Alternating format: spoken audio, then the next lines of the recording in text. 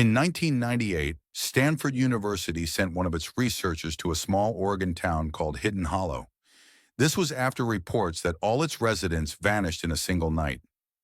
A week later, his car was found parked at the edge of town, the engine still warm. His body nowhere to be found.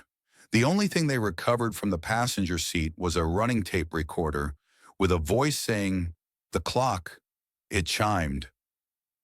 The town was seriously tucked away in the thick Oregon forests, like 60 miles from the nearest city.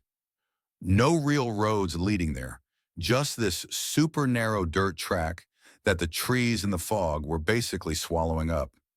I rolled in right at midnight. Rain was slamming down like bullets, and my headlights could barely cut through the pitch black. I'm Salim Johnson, a paranormal investigator, a real one. My mission was to document the last living legend, the story of a town whose people vanished after hearing some weird chime at 3:07 a.m. The only house still standing was the home of Pastor John Sullivan, who everyone called the gatekeeper. From the outside, it looked like a standard creepy rural house, but the walls were made of this black, light-sucking stone, and the windows were all boarded up with rotten wood. I got the door open with this rusty key given to me by the old train station attendant, the only guy who dared talk about the town. First thing that hit me was the smell of mold and iron, and this faint ding, like an old clock ticking somewhere far away. In the middle of the living room was this massive wall clock, dark, cracked wood frame, glass totally blurred with grime. It was stopped dead at 3:07. The first night. The imprint, I set up my cameras, motion detectors, and the audio recorder. Nothing happened until 1 a.m. Then suddenly the temperature dropped hard. I could see my breath fogging up, even though the heater was blasting.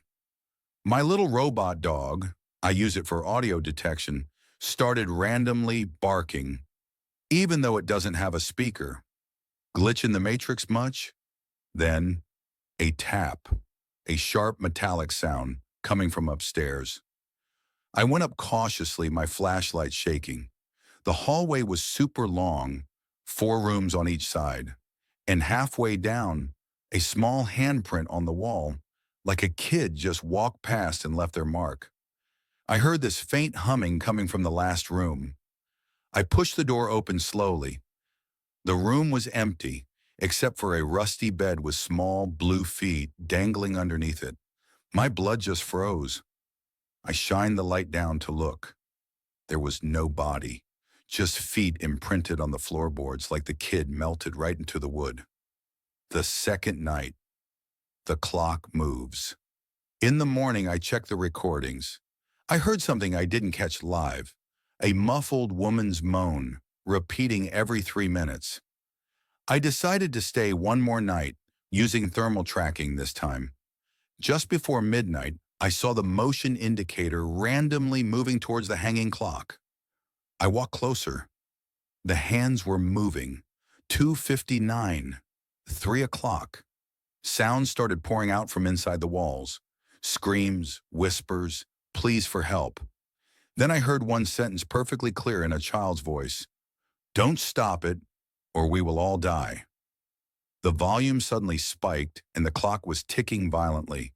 I stepped forward to stop it, but when I touched the glass, it was scorching hot.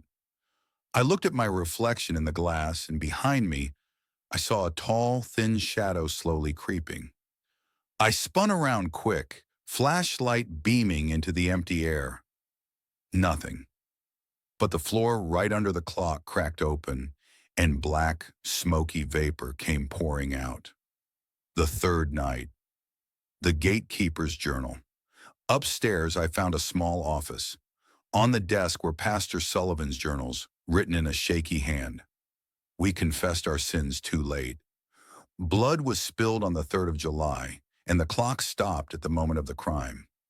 Every year on that same day, the moment is replayed until the sin is forgiven.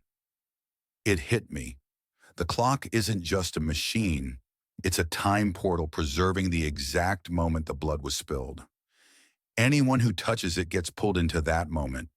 The clock was getting close to 3:07 again, and before I could move, I heard heavy footsteps coming up the stairs. Not mine.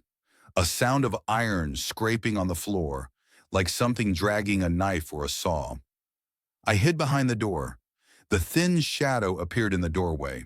It was over 7 feet tall, featureless, its face a mass of black smoke.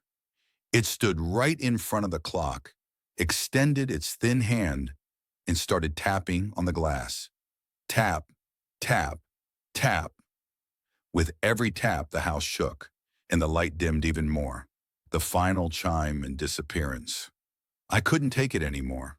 I grabbed my camera and recorded everything. The entity spun around and started moving towards me.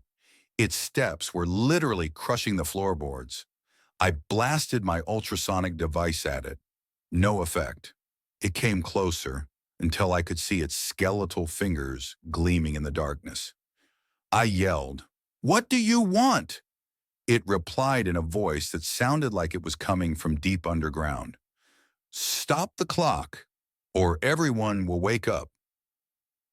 I ran to the clock, ripped off its wooden cover, and tried to pull out the internal gears. But every gear was burning hot. When the hands reached 3:07, a deafening chime rang out, the sound of 1,000 souls screaming. The whole house shook, windows shattered, and furniture was lifted into the air. The entity began to melt into the darkness, but before it vanished, it reached out and grabbed my arm. Images flashed in my head. Men being murdered in a church, a pastor raising a hammer, children screaming. Then I collapsed, blacking out. When I woke up, the clock was stopped again at 3:07, but this time there was blood on the glass, forming 2 letters, SJ, my initials. The tape recorder was still running. I heard my own voice saying, "The blood. It wasn't their fault. They trapped them in time." Then another voice, a faint female whisper, "You are one of them now." The recording stopped abruptly. Police report. Epilogue. A week later, the local police search party reached Pastor Sullivan's house. They found shattered cameras, broken windows, and the door wide open. There was no sign of Salim Johnson. But in the middle of the living room, the clock was still hanging. The hands pointed to 3:07, and the glass had 2 fingerprints. One small child's print and one adult male's print. When one of the officers tried to touch the clock, a powerful chime rang out, causing all their electronic equipment to shut down. They backed away immediately, but one of them swore he heard a child's voice from inside the wall saying, "We told him not to stop it." Greater than note from the forensics report.